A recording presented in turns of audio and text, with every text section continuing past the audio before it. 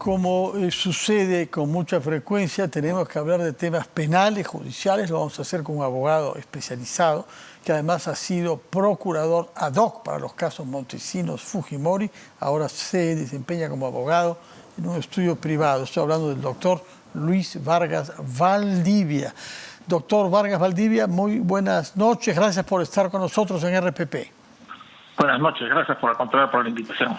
Bueno, habrá usted tomado nota de que el día de ayer se produjo esta respuesta dada por la Presidenta de la República a la Fiscalía en la persona del fiscal Guamán, en una sesión en la que estuvieron presentes, pero que no pudieron preguntar, tanto funcionarios de la Procuraduría como abogados de las víctimas.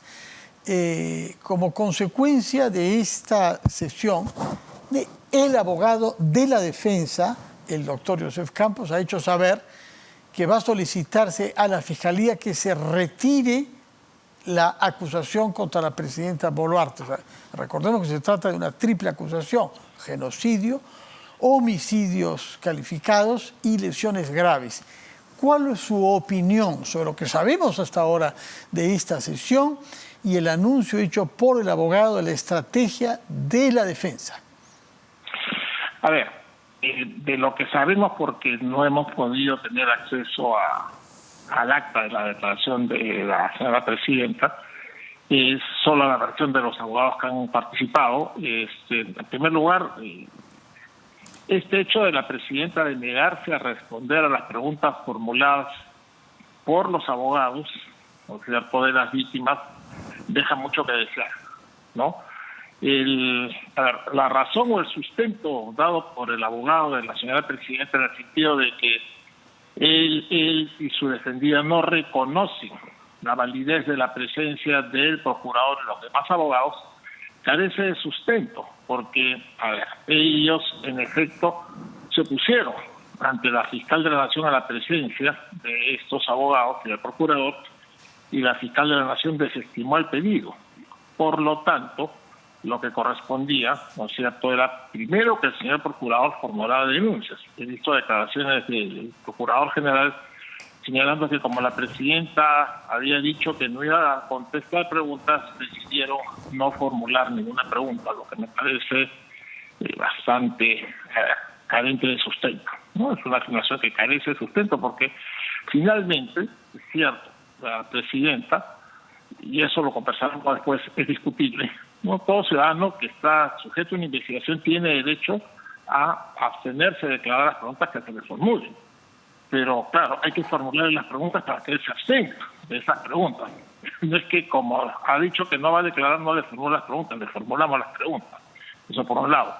Por otro lado, lo que le comentaba respecto de este derecho de los ciudadanos, ¿no es cierto?, que la defensa de la presidenta invoca para su cliente, es también relativo. Porque no olvidemos porque la presidenta de la República no es en la misma situación que los demás ciudadanos.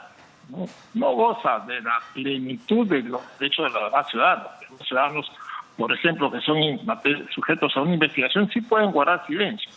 Pero respecto de la presidenta y de los ministros que están sujetos a investigación, se espera de ellos que respondan y expliquen, ¿no es cierto?, su posición frente a los cuestionamientos que se les hacen. Es una obligación que ellos tienen para con la ciudadanía.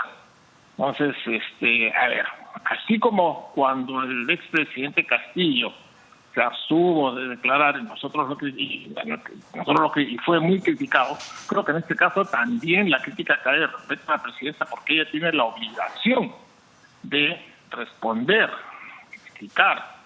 O sea, entonces ahí me parece eso lamentable, porque eso implica pues una falta de respeto por parte de la presidenta hacia la ciudadanía. Respecto de la posición de la defensa, bueno, el señor abogado Campos como tal, su derecho de solicitar pues el archivo de investigación. Sin embargo, no olvidemos pues que estos hechos se enmarcan, que son materia de investigación, se enmarcan pues en, no creo que estemos frente a un tema de genocidio, pero sí a delitos contra la vida, ¿no es cierto?, en el marco de exceso por parte de las fuerzas del orden. lo que sí podría ser calificado como delito de lesa humanidad, ¿no? Y la excusa que siempre ha dado la señora presidenta, en el sentido de que, si bien es cierto, ella es la presidenta y es la comandante, el jefe de la Fuerza Armada y la Policía Nacional, pero sin embargo no tiene mando efectivo, carece de sustento, ¿no? Un argumento similar fue utilizado por el expresidente Fujimori en los casos de lesa humanidad por los que fue procesado, acusado y luego condenado. Y ese es el resultado, que fue condenado porque se entiende claramente que él o la señora presidenta, en su condición de comandante en jefe de las Fuerzas Armadas y Policía Nacional, al tomar conocimiento de estos excesos, debió, ¿no es cierto?, dictar las órdenes o las medidas o las indicaciones a sus ministros de Defensa, del Interior, a los comandantes generales, a efectos de que se evitara estos actos que trajeron como consecuencia la muerte de los manifestantes. Esto último sin dejar de reconocer que en efecto estos manifestantes se encontraban, no todos, algunos de ellos se encontraban pues infringiendo el ordenamiento legal, pero la respuesta, ¿no es cierto?, de la Fuerza Armada y la Policía Nacional debe ser acorde con el respeto a los derechos fundamentales. De acuerdo. Por otra parte, cambiando de tema, en los últimos días se ha sostenido que ha aparecido en una computadora del Palacio Presidencial que contenía el borrador o el texto que debía firmar Pedro Castillo, por entonces presidente, para oficializar por escrito el golpe de Estado que él anunció por la televisión esa mañana del 7 de diciembre. ¿Qué aporta y qué modifica la aparición de ese documento a las investigaciones que se están llevando a cabo por conspiración y rebelión?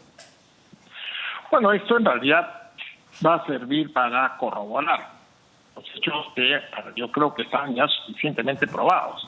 El presidente de la República está procesado en flagrante delito. Creo que ya tenemos más que pruebas suficientes respecto de la comisión del delito, ¿no es cierto?, de conspiración para rebelión y la responsabilidad directa del presidente de la República. Esto servirá sobre todo para abrir a la Fiscalía fuentes a efectos de identificar qué otras personas, además de las que están involucradas en la investigación, tenían conocimiento y se prestaron pues para coadyuvar al presidente de la República en el intento de comisión del delito de rebelión, ¿no?, que fue sojuzgado de inmediato debido pues a la falta de apoyo de la Fuerza Armada de la Policía Nacional y eso trajo como consecuencia que haya sido capturado en flagrante delito.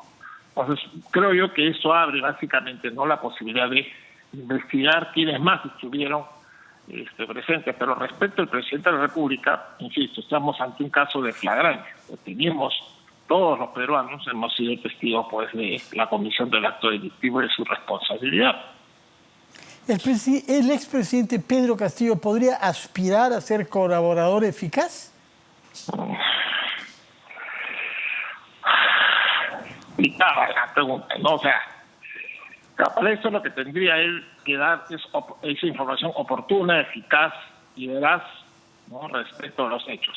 Hasta el momento, por la posición y la actitud que él ha tomado... Es más bien lo contrario, ¿no? Más bien lo contrario. Sí, él está buscando, ¿no es cierto?, que entorpecer la actividad de investigación de la Fiscalía, está tratando de recurrir a organismos internacionales, creo yo, sin ningún sustento. Es más, ese último informe de la comisión de la comisión que vino acá al Perú, de la CID, de la Comisión Interamericana de Derechos Humanos, su primera conclusión es que el expresidente Castillo había intentado dar un golpe de Estado.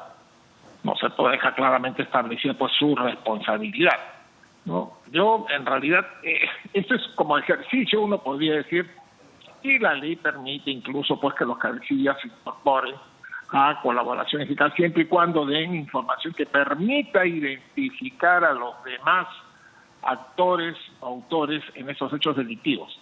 Pero es bien difícil que el expresidente Castillo aspire a eso siquiera, ¿no? Él sigue en un proceso de negación.